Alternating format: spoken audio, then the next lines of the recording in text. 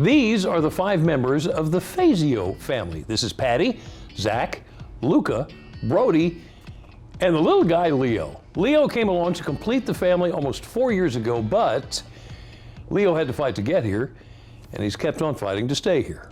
Leo was diagnosed with trisomy 18 before he was born. Now, doctors continuously told his parents that he wouldn't make it to birth. Patty and Zach say the only option that was pushed at the time was termination, but they say they followed their gut and let Leo lead, and he sure did. For the next installment of our Disability Pride series, Delmarva Life's Katie Zerilli shares his story. One look at Leo Fazio, and it's love. He's got the most amazing personality. He's a happy child. This beautiful boy belongs to Patty and Zach Fazio of Lewis. They've got 2 other sons, Luca and Brody, both older than Leo. When Patty was pregnant for a 3rd time, they had early blood work done to find out the baby's gender. When the doctor called, though, the news wasn't anything they expected. We're 99.9% certain to have a child with trisomy 18. And this was the first time we had ever heard of anything like this. So immediately it was, what did we do wrong? What could we have done to prevent this? Trisomy 18 is a chromosomal condition and happens during the cell division process. Severe congenital abnormalities happen during formation and development in utero. I was told I was going to miscarry, that he would not make it to his birthday. It comes with a tagline that says incompatible with life. So that's how they treated our pregnancy throughout. That's not what Patty and Zach did, though. They let this little guy lead, and he kept on kicking. Every day that we would move forward with our pregnancy was just how can we do this? How can we say goodbye? How can we, tell our children that this is life? We were given the option to terminate multiple times throughout our pregnancy. Even after 26 weeks, you can still terminate after a conversation that seemed light on the other side of the table, but where we were sitting was our child that we were discussing, and the exact quote was, "He'll never ride a bike, he'll never go to school. By the way, you can still terminate." Initially coming to the hospital, they told us not to bring a car seat because he wasn't going to make it home. They were even told to plan this baby's funeral before he was born. Leo made it, though. Put him in Patty's arms, he just started breathing. Still, they were told Leo wouldn't make it one day. He made it one day. Same with the 2nd, same with the 3rd. When the conversation came up about going home, that was a whole new world of unknown for us, because we did not prepare to go home with a child, especially a child with complications and disabilities and lots of needs. But the fact that this guy left the hospital day 4 of his life with 0 intervention really gives hope to any future child with this diagnosis, is because they really don't give you any. There was 0 hope. But Leo did.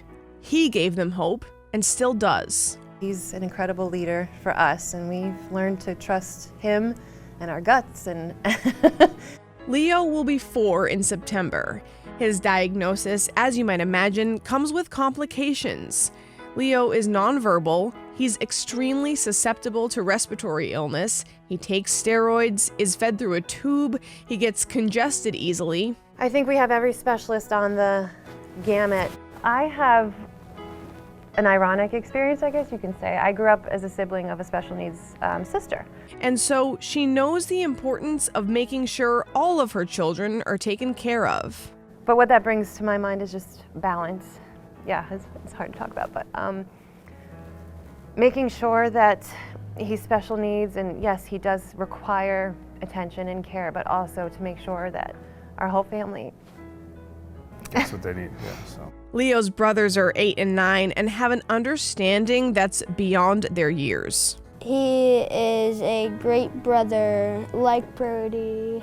He is definitely mentally and physically strong.